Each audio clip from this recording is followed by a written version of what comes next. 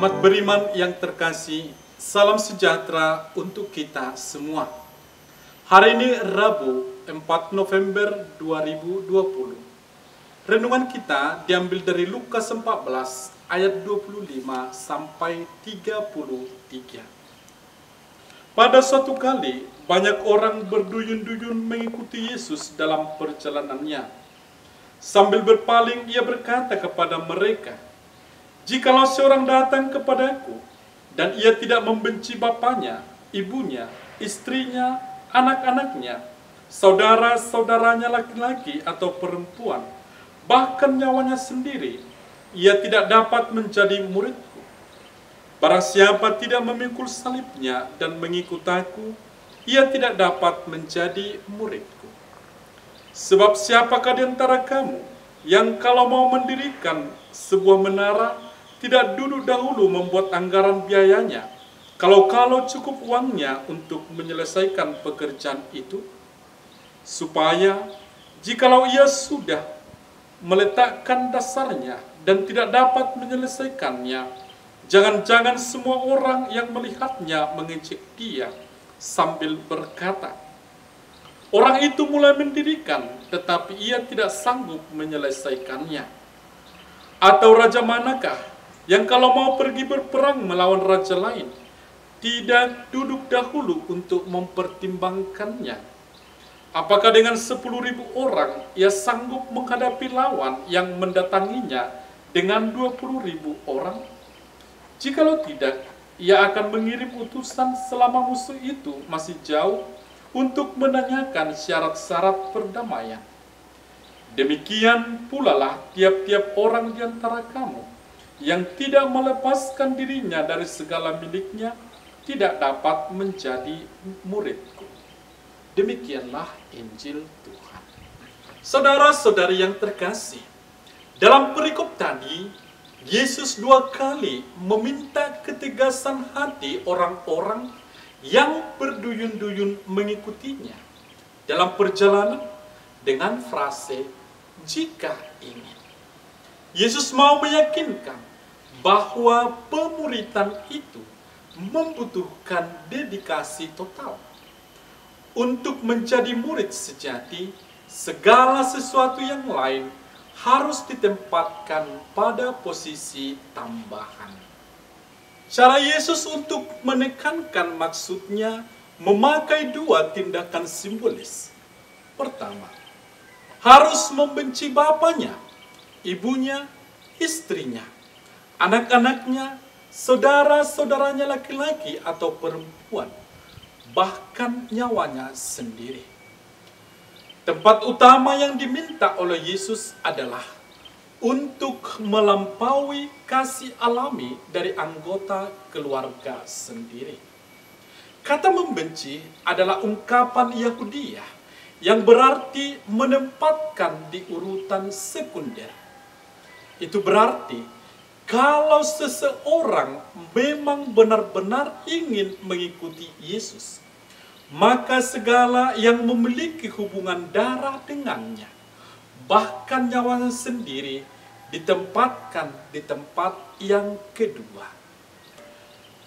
Tindakan simbolis kedua, memikul salib dan mengikuti Yesus.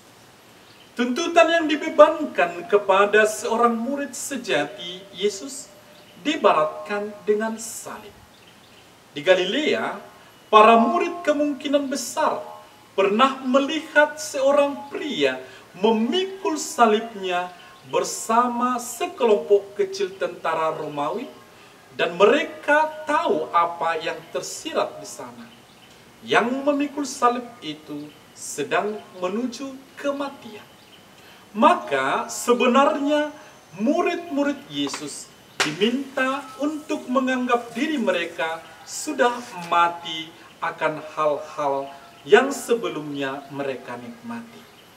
Yesus kemudian melanjutkan dengan 2 contoh lain, yaitu pertama, orang yang mau membangun menara, dan yang kedua, raja yang mau berperang.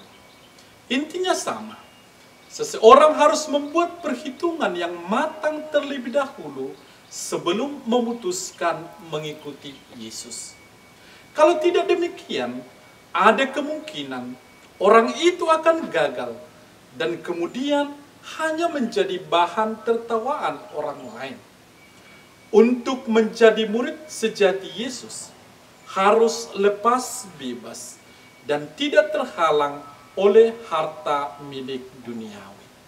Para saudara yang terkasih, saya selalu kagum dengan para martir dalam gereja Katolik.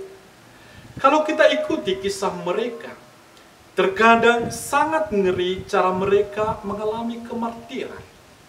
Ada yang disiksa dengan cara dikuliti, ada yang dibakar, ada yang digoreng, ada yang diadu dengan singa. Tentu sebelum meninggal, mereka merasakan rasa sakit yang sedemikian berat.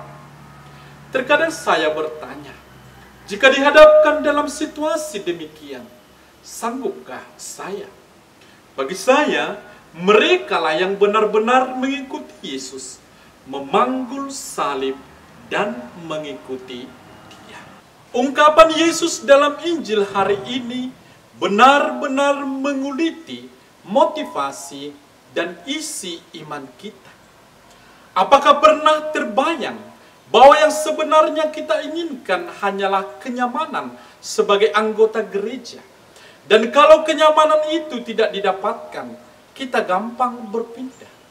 Atau ketika muncul konflik kepentingan antara bertindak sesuai dengan ajaran Yesus atau mengutamakan keluarga atau kelompok, mana yang biasa kita pilih? Saudara-saudari yang terkasih, semoga dari hari ke hari kita semakin tulus mengikuti Yesus, hanya karena kita yakin bahwa bersama Dia kita akan mengalami keselamatan. Dengan demikian, kita lepas bebas dalam tindakan dan perilaku sebagai pewarta Injil yang sejati. Semoga kita bisa pelan-pelan mengikuti hidup seperti Rasul Paulus yang berkata, "Karena Kristus, semua yang lain kuanggap sampah. Bukan aku lagi yang hidup, tetapi Kristus yang hidup dalam diriku." Tuhan memberkati.